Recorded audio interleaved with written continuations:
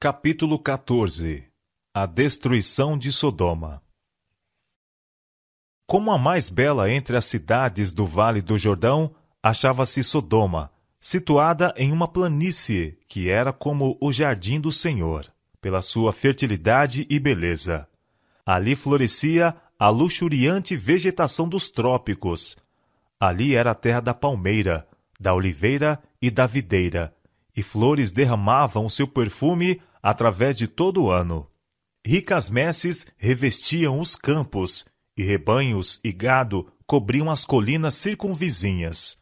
A arte e o comércio contribuíam para enriquecer a orgulhosa cidade da planície. Os tesouros do Oriente adornavam seus palácios, e as caravanas do deserto traziam seus abastecimentos de coisas preciosas para lhe suprir os mercados. Com pouca preocupação ao trabalho, toda a necessidade da vida podia ser suprida, e o ano inteiro parecia um ciclo de festividades. A profusão que reinava por toda parte deu origem ao luxo e ao orgulho.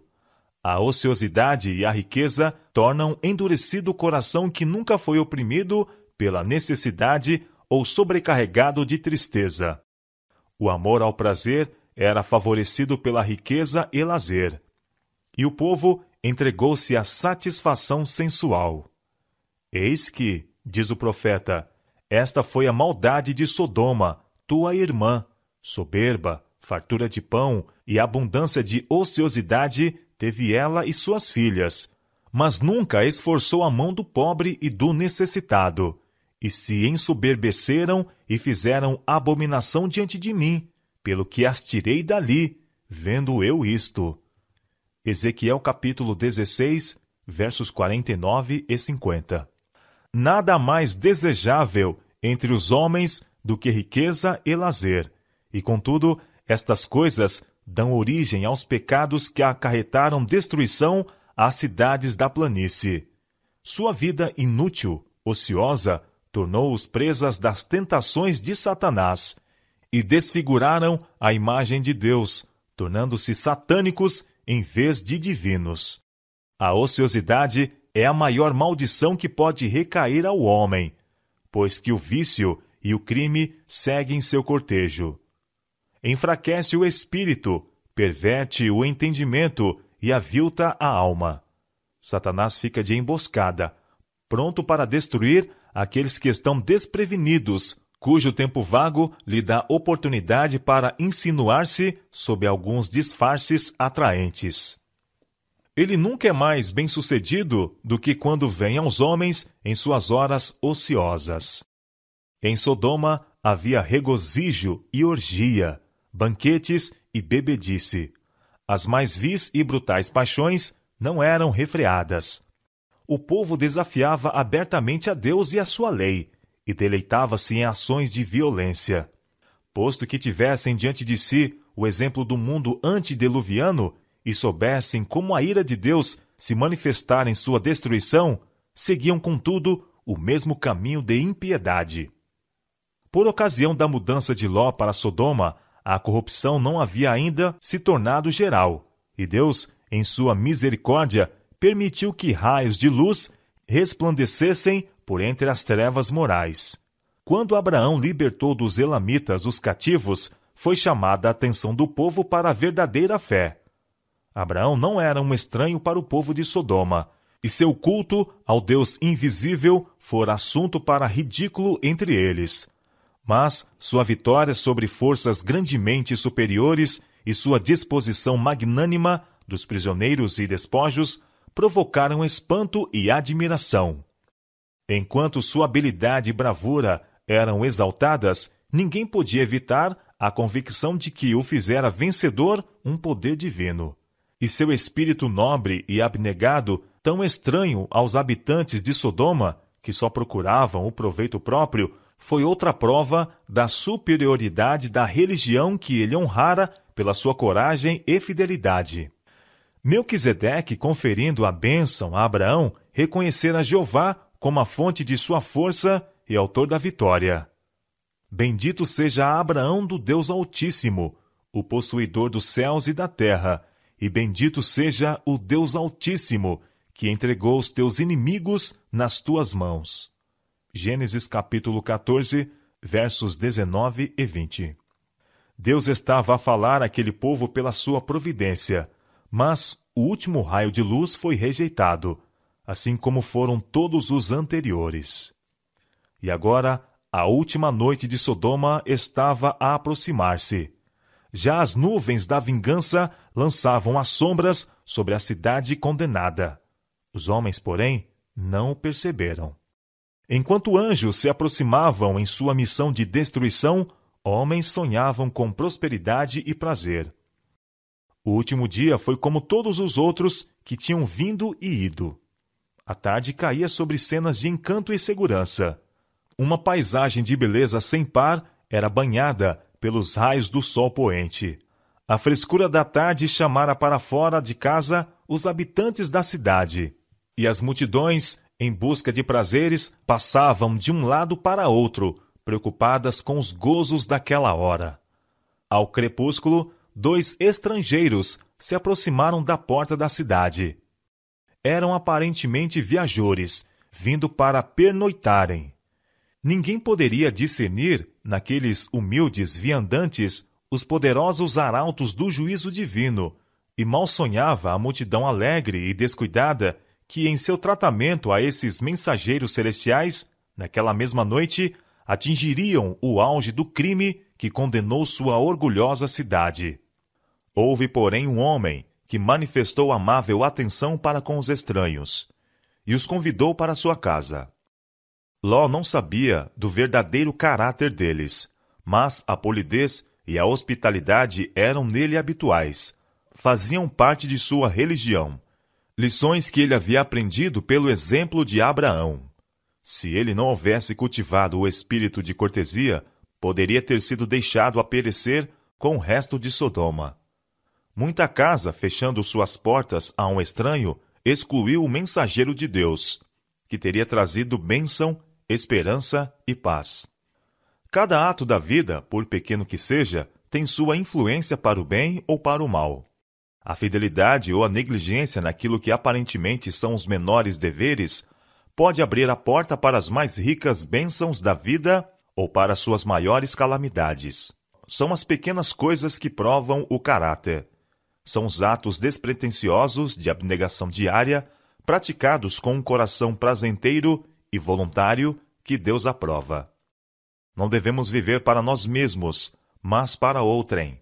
E é apenas pelo esquecimento de nós mesmos, alimentando um espírito amorável, auxiliador, que podemos tornar nossa vida uma bênção.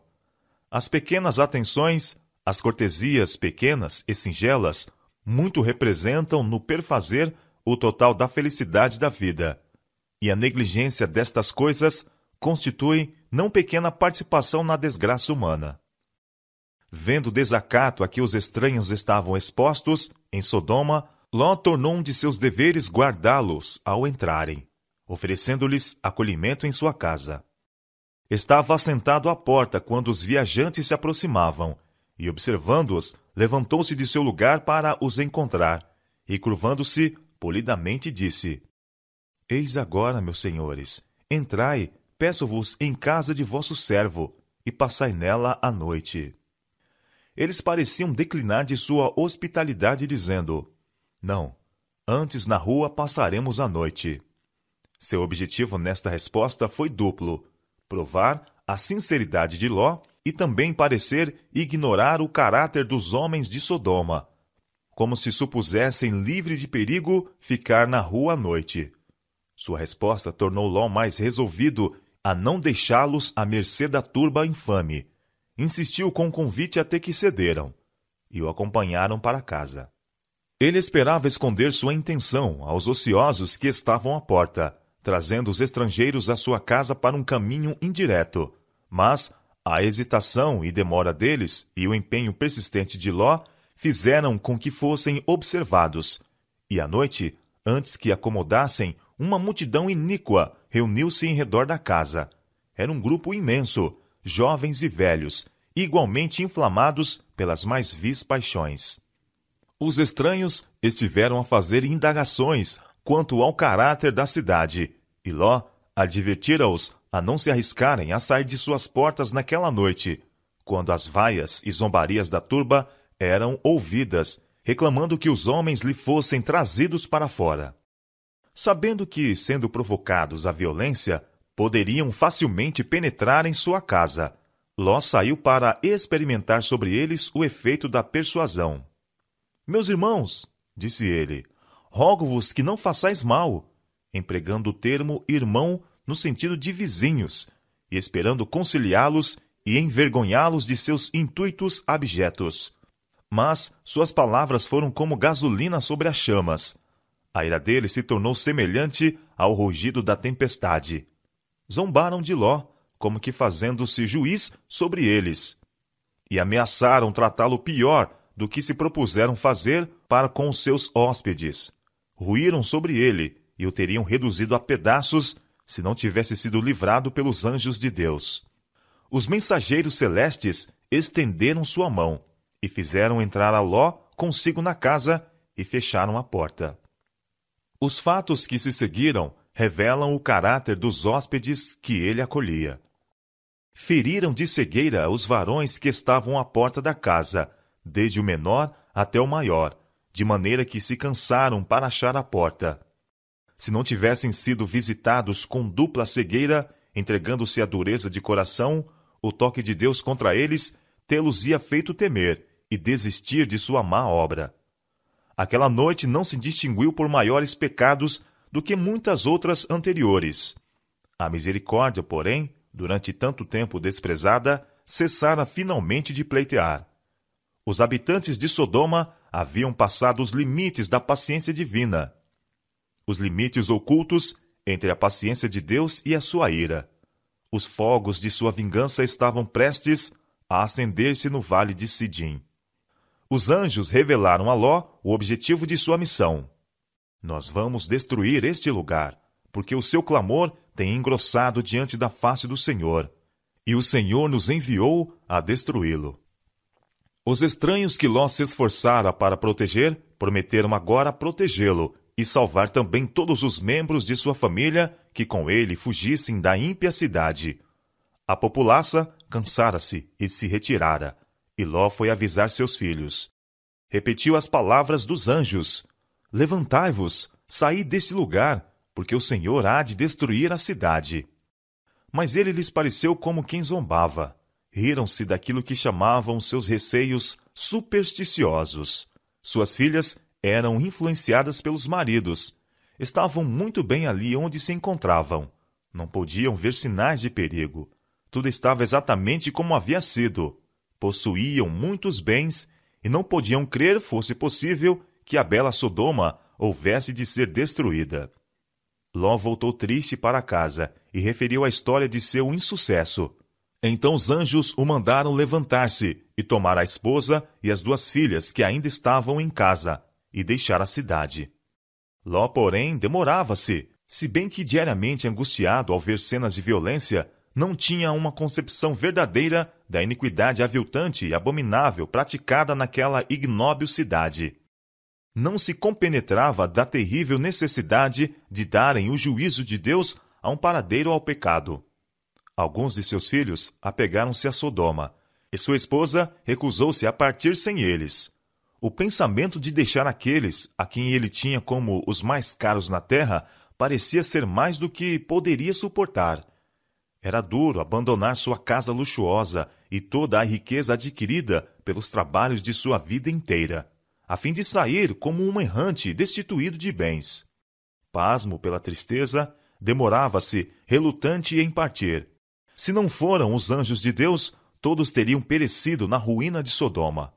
Os mensageiros celestiais tomaram pela mão a ele, sua esposa e filhas, e os levaram fora da cidade.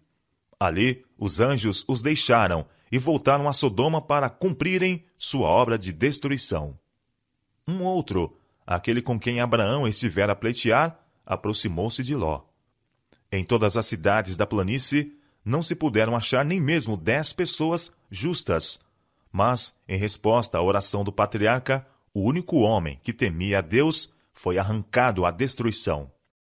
foi dada esta ordem com surpreendente veemência: escapa-te por tua vida, não olhes para trás de ti, e não pares em toda esta campina, escapa lá para o monte, para que não pereças. A hesitação e a demora seriam agora fatais. Lançar um olhar demorado à cidade amaldiçoada, deter-se por um instante, pela tristeza de deixar tão belo lar, ter-lhes-ia custado a vida.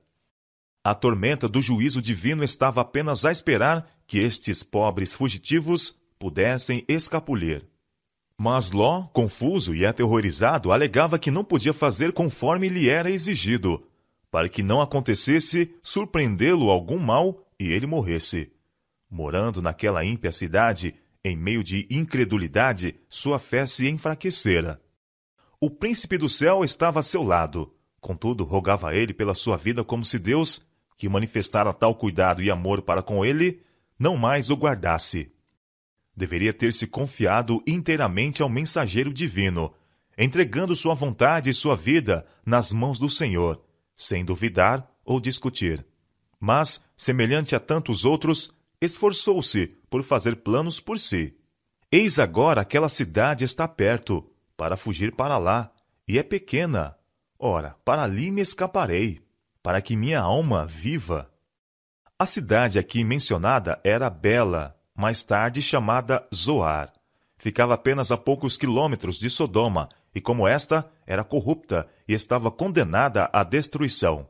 Mas Ló pediu que ela fosse poupada, insistindo que isto não era senão um pequeno pedido, e seu desejo foi atendido. O Senhor assegurou-lhe: tenho-te aceitado também neste negócio, para não derribar esta cidade de que falaste. Oh, quão grande é a misericórdia de Deus para com as suas erradias criaturas! De novo foi dada a ordem solene de apressar-se, pois a terrível tormenta demorar-se-ia apenas um pouco mais. Mas um dos fugitivos aventurou-se a lançar um olhar para trás, para a cidade condenada, e se tornou um monumento do juízo de Deus. Se o próprio Ló não houvesse manifestado hesitação em obedecer à advertência do anjo, antes tivesse ansiosamente fugido para as montanhas, sem uma palavra de insistência ou súplica, sua esposa teria podido também escapar. A influência de seu exemplo tê-la-ia salvo do pecado que selou a sua sorte. Mas a hesitação e a demora dele fizeram com que ela considerasse levianamente a advertência divina. Ao mesmo tempo em que seu corpo estava sobre a planície, o coração apegava-se a Sodoma, e ela pereceu com a mesma. Rebelara-se contra Deus porque seus juízos envolviam na ruína as posses e os filhos. Posto que tão grandemente favorecida, ao ser chamada da ímpia cidade, entendeu que era tratada severamente, porque a riqueza que tinha levado anos para acumular devia ser deixada para a destruição. Em vez de aceitar com gratidão o livramento, presunçosamente olhou para trás, desejando a vida daqueles que haviam rejeitado a advertência divina. Seu pecado mostrou ser ela indigna da vida, por cuja presença tão pouca gratidão sentira. Devemos estar apercebidos contra o tratar levianamente as providências graciosas de Deus para a nossa salvação. Há cristãos que dizem: não me incomodo com salvar-me, a menos que minha esposa e filhos se salvem comigo. Acham que o céu não seria céu para eles sem a presença dos que lhes são tão caros. Mas têm os que alimentam tais sentimentos uma concepção exata de sua relação para com Deus, em vista de sua grande bondade e misericórdia para com eles? Esqueceram-se de que estão ligados pelos mais fortes laços de amor, honra e lealdade ao serviço de seu Criador e Redentor? Os convites de misericórdia são dirigidos a todos. E por que nossos amigos rejeitam o insistente amor do Salvador, desviar-nos-emos também? A redenção da alma é preciosa. Cristo pagou um preço infinito pela nossa salvação, e ninguém que aprecie o valor deste grande sacrifício, ou o preço de uma alma, desprezará a misericórdia de Deus que se lhe oferece, porque outros preferem fazê-lo. O próprio fato de que outros ignoram suas justas reivindicações deve despertar-nos a maior diligência, para que nós mesmos possamos honrar a Deus e levar a todos, a quem podemos influenciar, a aceitar o seu amor. Saía o sol sobre a terra quando Ló entrou em Zoar. Os brilhantes raios da manhã pareciam falar apenas de prosperidade e paz às cidades da planície. Começou a agitação da vida ativa nas ruas. Homens seguiam seus vários caminhos, preocupados com os negócios ou os prazeres do dia. Os genros de Ló estavam divertindo-se à custa dos temores e advertências do velho, já de espírito enfraquecido. Súbita e inesperadamente, como se fora o estrondo de um trovão provindo de um céu sem nuvens, desencadeou a tempestade. O Senhor fez chover do céu enxofre e fogo sobre as cidades e a fértil planície. Seus palácios e templos, custosas habitações, jardins e vinhedos, e as multidões divertidas, a caça de prazeres, as quais ainda na noite anterior insultaram os mensageiros do céu, tudo foi consumido. O fumo da conflagração subia como o fumo de uma grande fornalha, e o belo vale de Sidim tornou-se uma desolação, um lugar que nunca mais seria construído ou habitado. Testemunha a todas as gerações da certeza dos juízos de Deus sobre os transgressores. As chamas que consumiram as cidades da planície derramaram sua luz de advertência até mesmo aos nossos tempos. É-nos ensinada a lição terrível e solene de que, ao mesmo tempo em que a misericórdia de Deus suporta longamente o transgressor, há um limite além do qual os homens não podem ir no pecado. Quando é atingido aquele limite, os oferecimentos de misericórdia são retirados e inicia-se o ministério do juízo. O Redentor do mundo declara que há maiores pecados do que aqueles pelos quais Sodoma e Gomorra foram destruídas. Aqueles que ouvem o convite do Evangelho, chamando os pecadores ao arrependimento e não o atendem, são mais culpados perante Deus do que o foram os moradores do Vale de Sidim.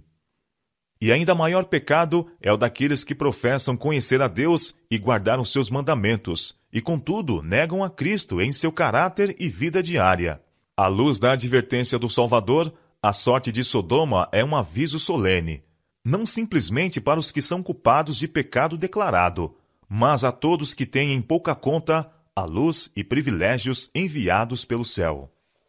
Disse a testemunha verdadeira à igreja de Éfeso: Tenho, porém, contra ti que deixaste a tua primeira caridade.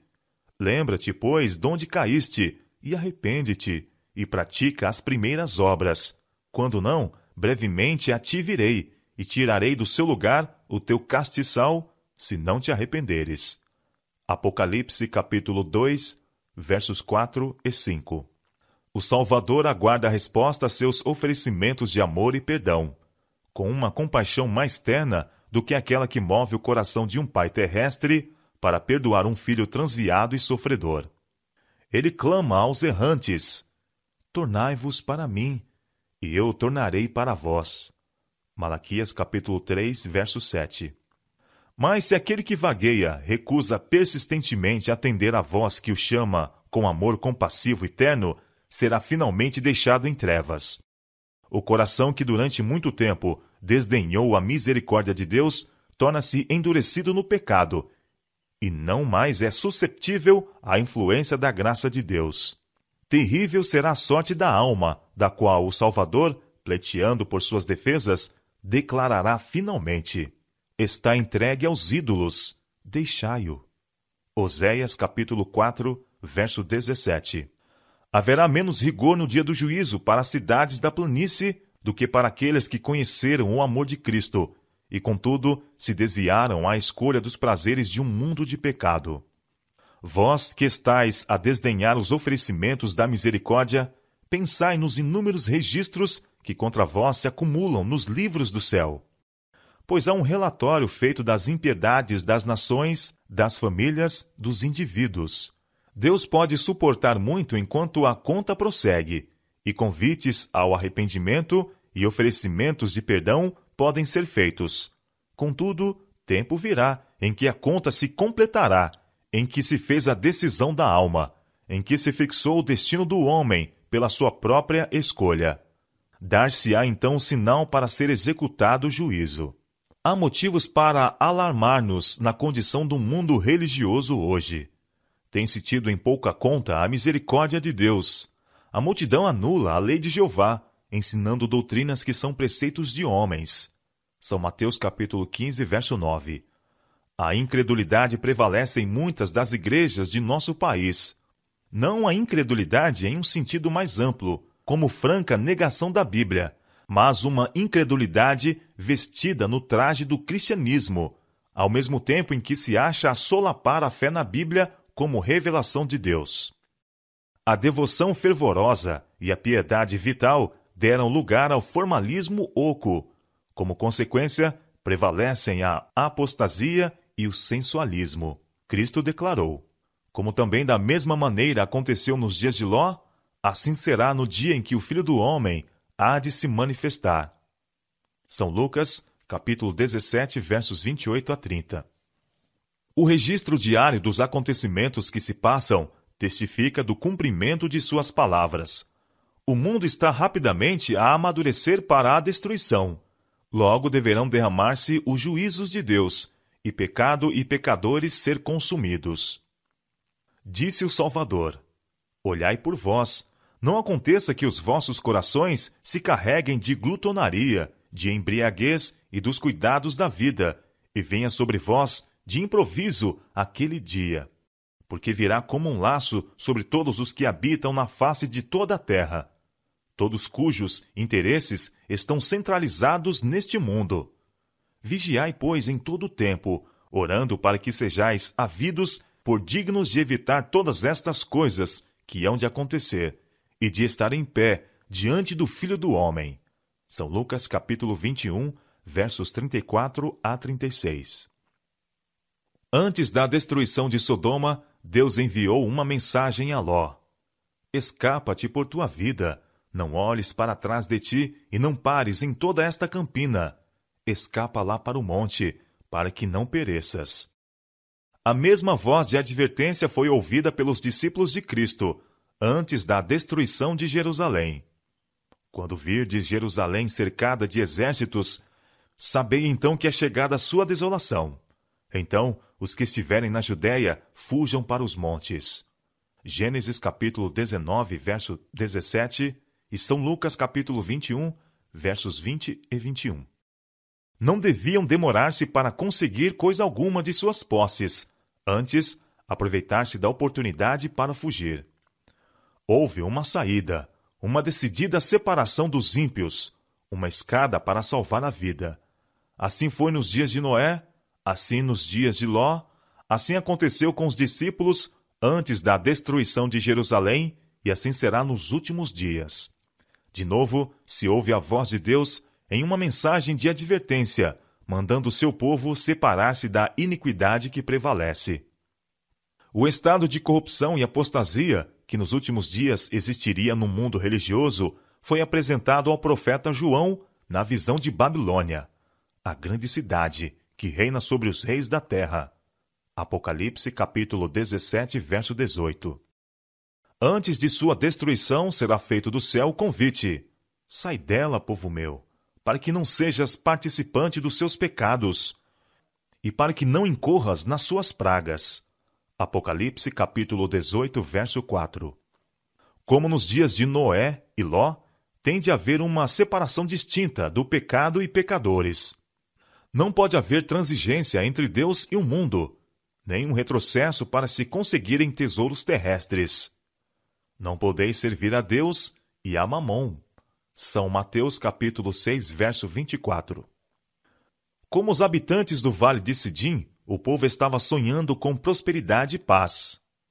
Escapa-te por tua vida, é a advertência dos anjos de Deus.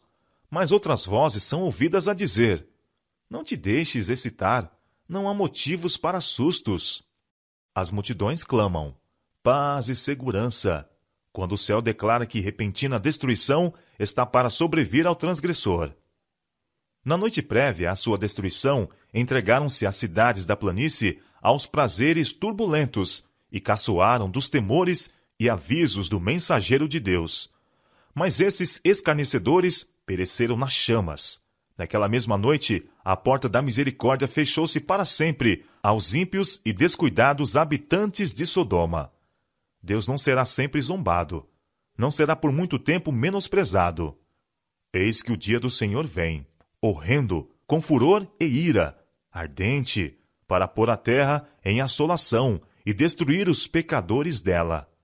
Isaías capítulo 13, verso 9. A maioria no mundo rejeitará a misericórdia de Deus e submergir-se-á na repentina e irreparável ruína. Mas aquele que atender à advertência habitará no esconderijo do Altíssimo, e à sombra do Onipotente descansará. Sua verdade será seu escudo e broquel. Para ele é a promessa. Dar-lhe-ei abundância de dias, e lhe mostrarei a minha salvação. Salmo 91, verso 1 e versos 4 e 16. Apenas pouco tempo habitou Ló em Zoar. A iniquidade prevalecia ali como em Sodoma, e ele temeu ficar, pelo receio de ser destruída a cidade. Não muito tempo depois, Zoar foi consumida, conforme fora o intuito de Deus. Ló encaminhou-se para as montanhas e habitou em uma caverna, despojado de tudo aquilo por cujo amor ousara sujeitar sua família às influências de uma cidade ímpia. Mas a maldição de Sodoma seguiu mesmo ali. A conduta pecaminosa de suas filhas foi o resultado das más associações naquele vil lugar. Se entretecera de tal maneira com o caráter delas que não podiam discernir entre o bem e o mal.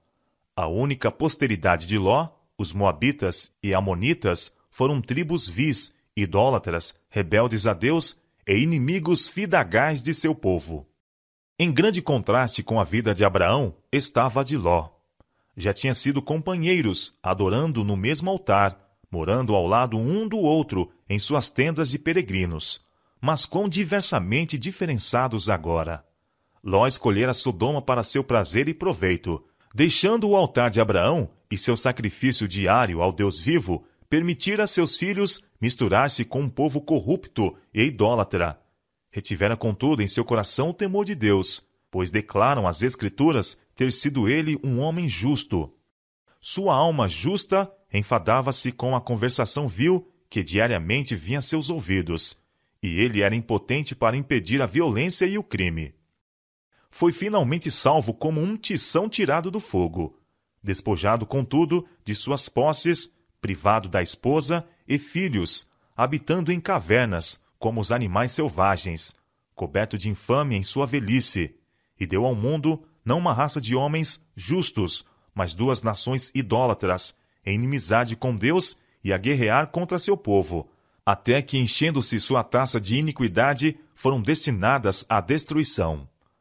Quão terríveis foram os resultados que se seguiram a um passo desacertado.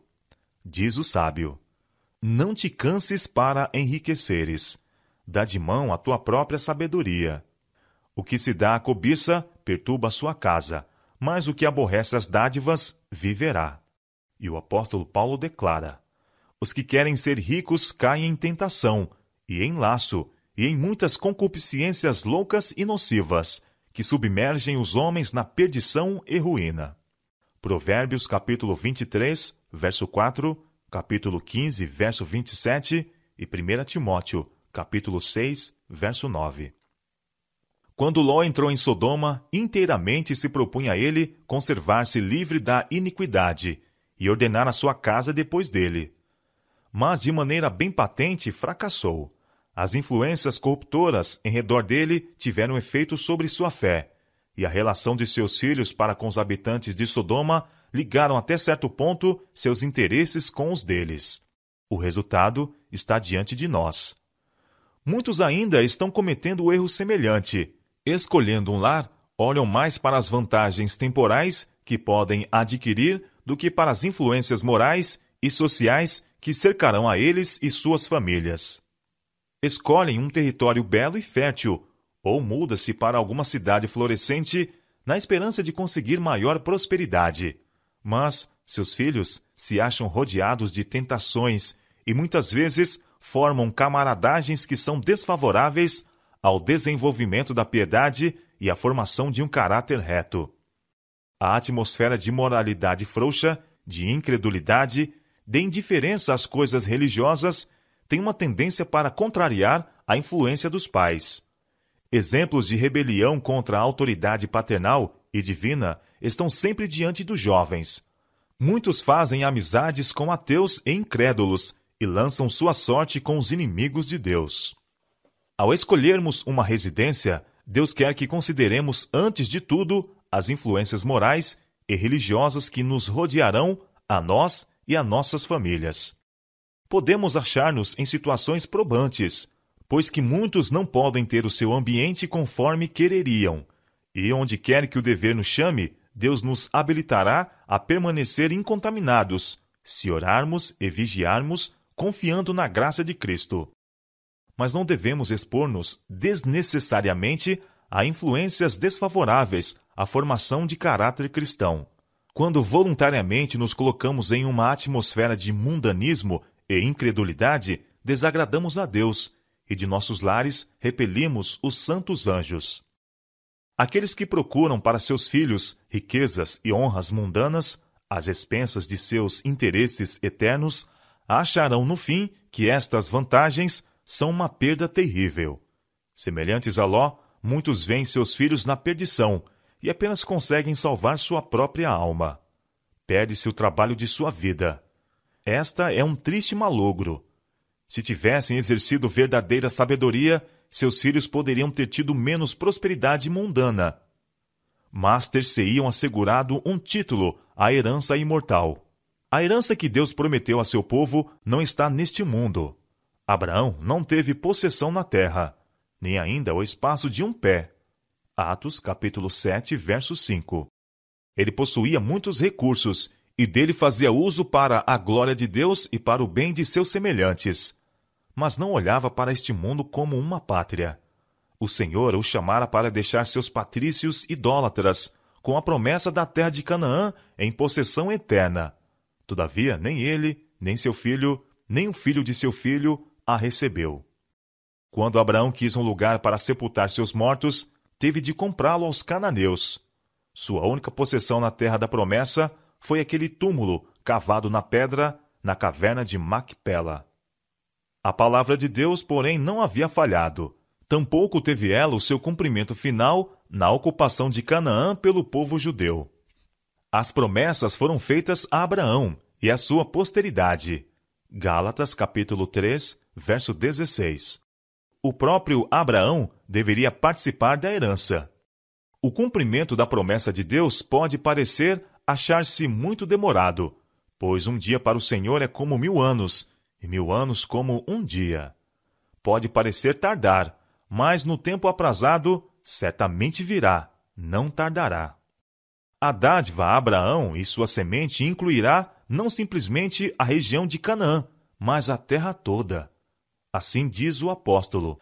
A promessa de que havia de ser herdeiro do mundo não foi feita pela lei a Abraão, ou a sua posteridade, mas pela justiça da fé. Romanos capítulo 4, verso 13. E a Bíblia claramente ensina que as promessas feitas a Abraão devem cumprir-se por meio de Cristo. Todos os que são de Cristo são descendência de Abraão e herdeiros conforme a promessa, herdeiros de uma herança incorruptível e incontaminável, e que se não pode murchar, a saber, a terra livre da maldição do pecado, pois o reino e o domínio e a majestade dos reinos debaixo de todo o céu serão dados ao povo dos santos do Altíssimo, e os mansos herdarão a terra e se deleitarão na abundância de paz. Daniel capítulo 7, verso 27 e Salmo capítulo 37, verso 11.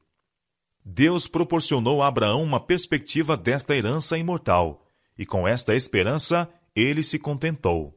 Pela fé, habitou na terra da promessa, como em terra alheia, morando em cabanas com Isaque e Jacó, herdeiros com ele da mesma promessa, porque esperava a cidade que tem fundamentos, da qual o artífice e construtor é Deus.